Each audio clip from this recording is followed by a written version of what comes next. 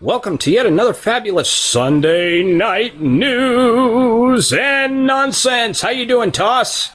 I'm actually busy. I'm taking a phone call from the NSA, you know, the National Shiznits Association, and they're looking for... Are you interested in the job? No. I don't want anything from the NSA. NSA, give me some, man. Oh, wait a minute, that's your job. Sing, please. Yeah.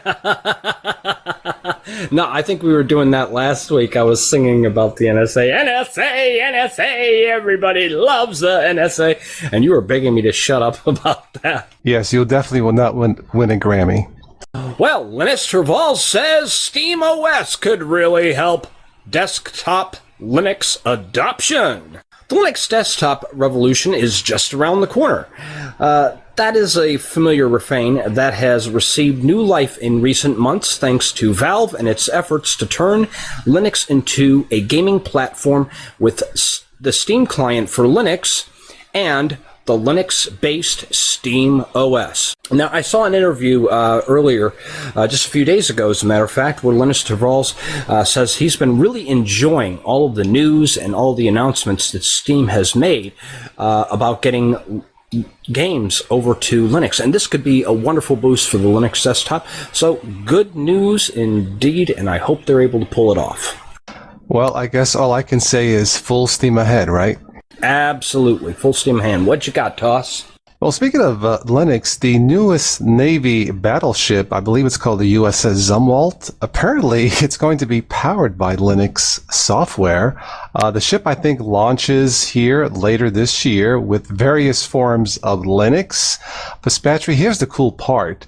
This sounds like nonsense, but it's not. You will never guess the captain's name. Go ahead. Nemo? Oh, please. The captain's name is James Kirk. Really? Yes, and the ship supposedly is state-of-the-art, and the ship has stealth capabilities. Of course it does. And it's Linux-powered stealth, mind you. Now, we're not talking Philadelphia experiment here where all the sailors are going to have half their legs in the bulkheads and that sort of thing, right? I'm sorry, I can't answer that because the NSA said don't say anything, so sorry. AMD and NVIDIA ramp up Linux driver support after Valve's SteamOS announcement. This comes from PC World. Well, it didn't take long. Less than a day after Valve announced SteamOS, a Linux-based operating system based around the incredibly popular Steam PC gaming service, both AMD and NVIDIA stepped up their driver support for the open source OS. Now, I've even been talking with people in IRC, and we're starting to see a lot of driver updates and everything. Now, I've seen this on the ATI side. Can't speak for the NVIDIA side of things, but it looks like they're really stepping up and they're starting to give the Linux community some support. This is a wonderful thing because now we have better drivers and that sort of thing. And this is something we've been talking about all along. So thank you, AMD, and thank you, NVIDIA.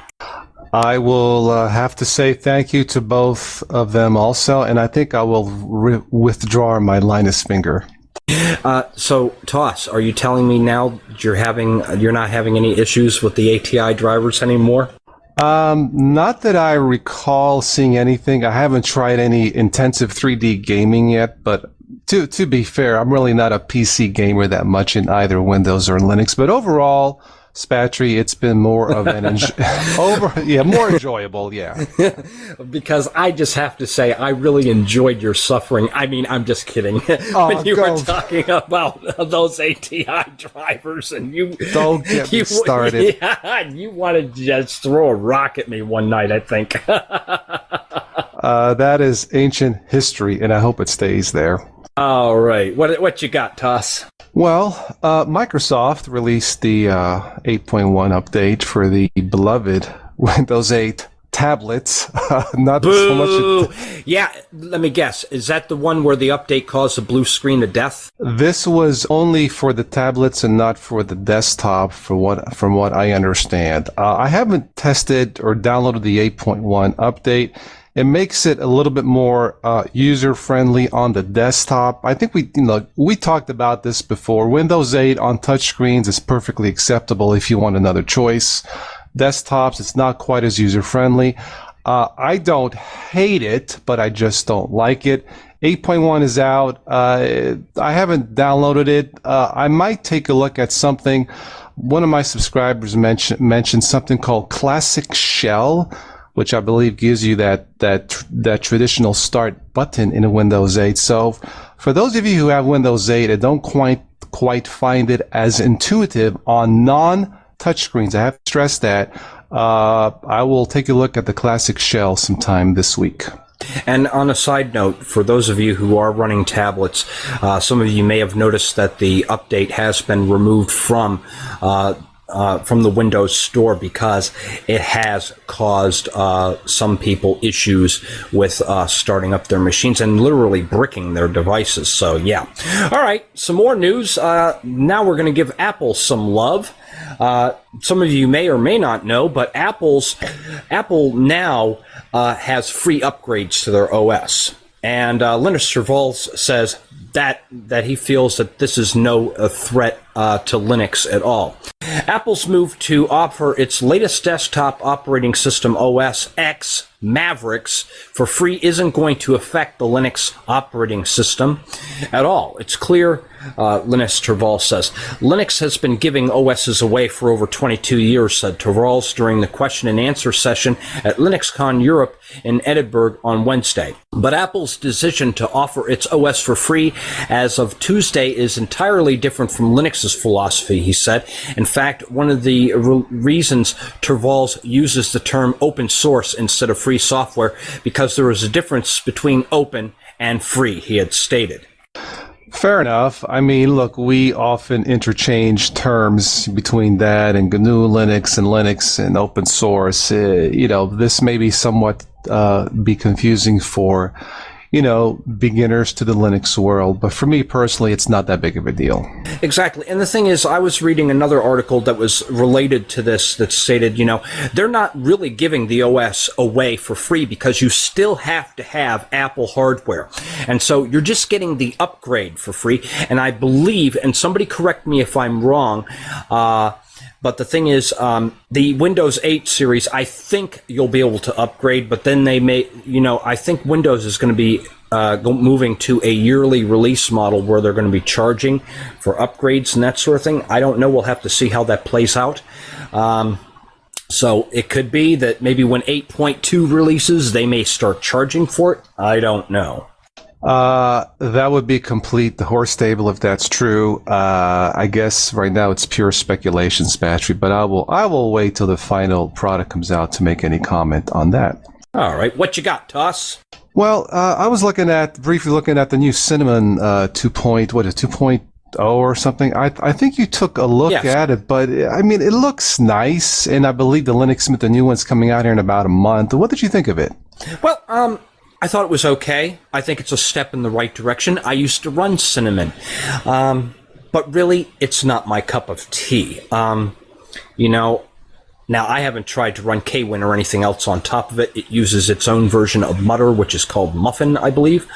It has some pretty nice little effects. It enables, Linux Mint to, go on with their vision of what a desktop should be. It does bring some nice features to the table, but just not something that I would use on a day-to-day basis. But I do see they are making some good progress.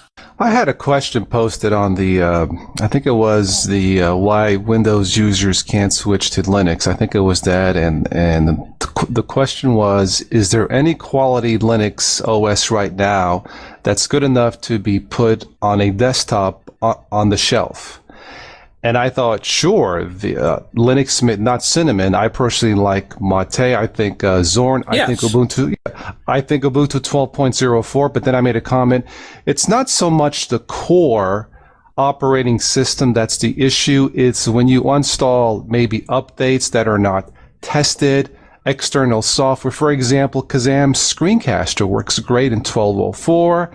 12.10 and beyond, it just plain sucks. And that's where the Linux desktop, if there was one on the shelf, may be given such a bad rap because, as I spoke about this, I think about a month ago, someone should take control, hopefully Ubuntu or Zorin, and make a complete package, if there was a true Linux retail desktop where everything you needed to work out of the box works, including multimedia applications like screencasting, editing, stuff like that. No one has taken charge yet, but I thought that was a fair question, and I thought I'd give a fair answer. Okay, well, I hope this individual that asked the question is listening to this podcast because, this is something that I face on my own Linux does what Win Don't video. I have people coming up and asking what my recommendation of a desktop for beginners would be, and I've really been steering a lot of people towards Linux Lite simply for the reason that it does have an Ubuntu base, so you benefit from the driver, the out-of-the-box support, and its extensive packages that it has in its repositories, but also because of the well-written documentation that comes with it. It's already on the computer when you install the operating system, plus the magnificent support that you get on IRC and on voice chat here on Mumble. So, I mean, you can come in here and talk to people, and people will talk you through your problems, or you can go on IRC and get the support. So it's excellent, and not only that, but you can also benefit from the Ubuntu support as well in the forums. So that's one reason why I've been suggesting Linux Lite as a winner for beginners. Okay. Well, I have one final piece of true nonsense. It has nothing to do with Linux. And I just picked this up just today on the Newswire. But apparently, Spatry, a hunter in Norway, and I picked this one because I've never heard of it. A hunter. Oh, I'm sorry. Excuse me. The NSA just called. They're going to be coming knocking on your door here any minute. And okay, so what's happening in Norway? A hunter in Norway goes moose hunting. He misses the moose and hits a man in toilet. Now, we're laughing, but I'm sure the man who got hit, I think, is going to be okay. It's probably now funny to him, but I just have a vision of I think that was the crappiest story you ever told. I knew you would say that. See how nice I am. All right, well, go ahead, I just thought that was funny, but yeah. Okay. All right, well, here, kids, I got some tips for you. This is so big in the news.